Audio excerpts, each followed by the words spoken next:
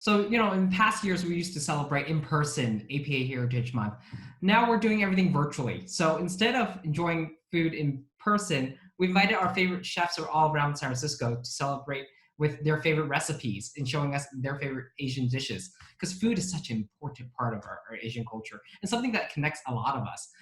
Some people are like celebrating through food, others are celebrating through film. So we invited our partner CAM, Center for Asian American Media, which hosts every year the biggest Asian American Film Festival in the nation here in the Bay Area.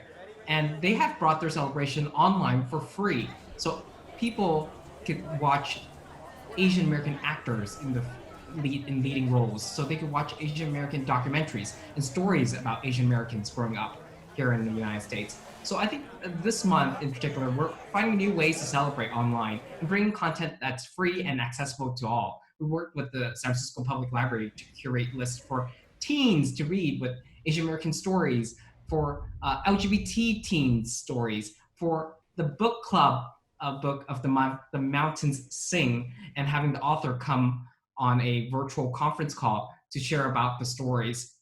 I think this month is all about sharing positive stories, sharing, and also acknowledging how much we've come from the years where we were not recognized in mainstream America and how far we still need to go. The month actually started back in 1978 when President Jimmy Carter signed a congressional resolution designating actually at that time a week during the month of May for this celebration of Asian and Pacific Islander cultural heritage.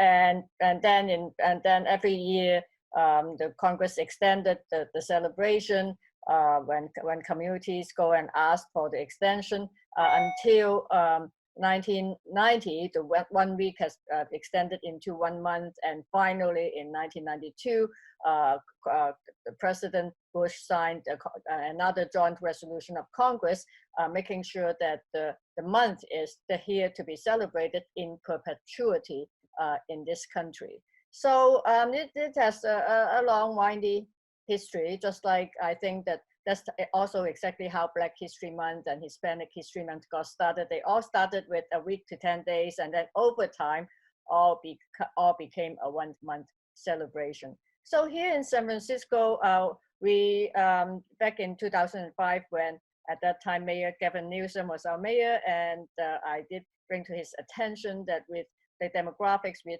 have in the city and county of San Francisco, almost 1/3 Asian Pacific Americans. How come we didn't have any citywide or official celebration of the month? Because I think most people know about, in the month of May, Cinco de Mayo. And because it's always such a colorful display on the streets, and the news media always write about it, but nobody ever wrote about APA Heritage Month for the longest time.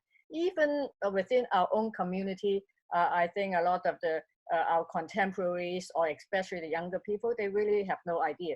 So I brought that up, and at the time, Mayor Newsom was very supportive, and he said, "Oh, that's a good idea. We should do that. Let's started to do that." So that's how we got started, and we are a group of volunteers, and I think we really believe in taking advantage of the month to highlight the history and the contributions of Asian Americans. And as we are going through the pandemic this year, with the rising tide of anti-Asian hate and prejudice, it is all the more important that we feel that we should take advantage of this month to bring together our community and to do everything we can to make sure that we are visible, we are present, and we want to share with everybody else our rich and diverse heritage. So I think we decided that there's never a question in our mind that yes, we will have to change course, we will have to take this all virtual. So here we are in the middle of May and having a very robust virtual celebration of APA Heritage Month. We also have something new this year, which is our Facebook Live weekly program. Every week we celebrate Asian heritage with a different topic on our Facebook Live program. Earlier this month, we had Martin Yan celebrating food with other Asian chefs and food cultural movements.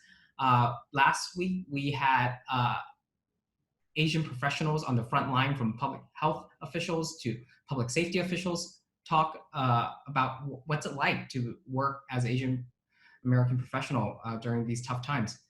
This coming week, we have Asian entertainers talk about what it's like, how to be creative during COVID-19, and also reminisce about great performances, which we hope to enjoy on Facebook Live. And then also, to round out the month, we have inspirational talks on our Facebook Live. So a lot of things to check out. So visit apasf.org to check out our online celebration guide.